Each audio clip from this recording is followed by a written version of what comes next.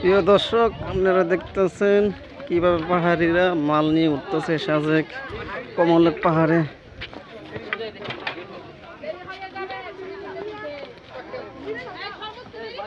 দেখেন কিভাবে উঠতেছে,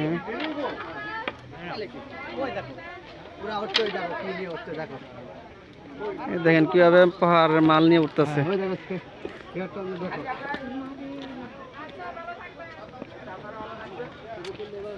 তোমার অতক্ষণ লাগলো কে রে মন্দার?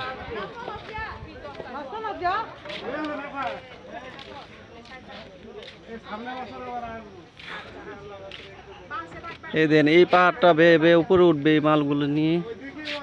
ওদের ওই যে একজন ডিম নিয়ে উঠে গেছে, অনেক উঁচু পাহাড়।